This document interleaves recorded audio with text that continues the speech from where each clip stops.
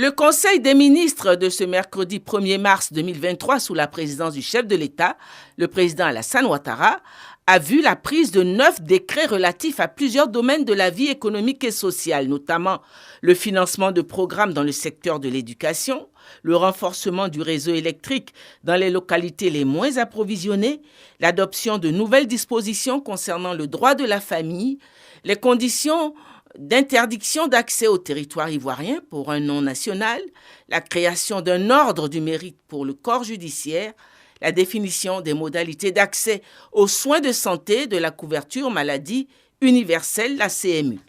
Hormis ces dossiers régulièrement inscrits à son ordre du jour, face à la violence qui s'abat depuis le 22 février dernier sur les ressortissants subsahariens vivant en Tunisie, le Conseil des ministres a pris des mesures urgentes pour secourir les ressortissants ivoiriens.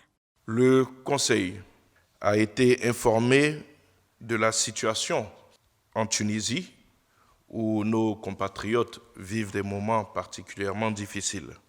La ministre d'État, ministre des Affaires étrangères, a informé le Conseil de toutes les dispositions prises par notre ambassadeur en Tunisie, et ce, depuis le 22 février, date du début de ces manifestations. Des dispositions ont été prises et qui ont permis notamment d'enregistrer nos compatriotes au fur et à mesure qu'ils arrivaient, mais également de les héberger dans des conditions acceptables grâce donc à des ONG caritatives qui avaient été identifiées. Aujourd'hui, nous avons un effectif donc de 725 Ivoiriens qui ont été enregistrés. Parmi eux, après vérification de leur identité, nous avons 500 volontaires au retour.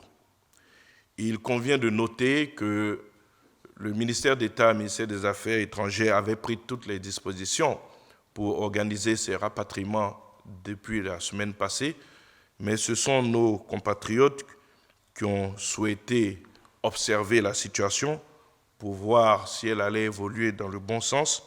Et aujourd'hui, des instructions ont été données avec l'accord de nos concitoyens, puisque le retour est volontaire, pour enclencher les opérations de retour dans notre pays. Notre compagnie nationale Air Côte d'Ivoire a été mise en mission pour pouvoir donc opérer ces retours-là. Mais en attendant, le chef de l'État, le président de la République, son Excellence Alassane Ouattara, a donné des instructions pour que leur soit accordée une aide financière. De même, des instructions ont été données pour qu'un pécule leur soit versé à leur retour en Côte d'Ivoire afin de faciliter leur réintégration et notamment permettre à ceux qui doivent se rendre à l'intérieur de pouvoir donc y rejoindre leur famille. L'ensemble de cette opération, aussi bien le coût donc, de transport, l'aide financière apportée en Tunisie et le pécule qui leur sera accordé, coûtera à l'État de Côte d'Ivoire un peu plus d'1 milliard de francs CFA. À l'opposé de cette violente chasse aux ressortissants subsahariens en Tunisie, ici en Côte d'Ivoire, le Conseil des ministres réuni ce jeudi vient d'établir simplement par décret les conditions d'interdiction au territoire ivoirien. Décret relatif à l'interdiction du territoire de la République. Cette mesure de sûreté vise à mettre fin à la présence sur le territoire de la République d'un étranger condamné pour un crime ou un délit ou à empêcher l'entrée de ce dernier sur le territoire lorsqu'il ne s'y trouvait pas au moment de sa condamnation. Elle est prise en application du Code pénal qui prévoit cette mesure de sûreté.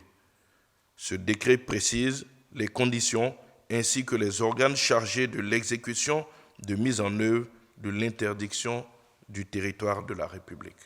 Concernant la santé, les modalités d'accès aux soins de santé de la CMU ont également été spécifiées par le Conseil des ministres. Le Conseil a adopté un décret modifiant le décret du 25 janvier 2017 fixant les modalités d'accès aux prestations de soins de santé de la couverture maladie universelle, telles que modifiées par le décret du 18 novembre 2020.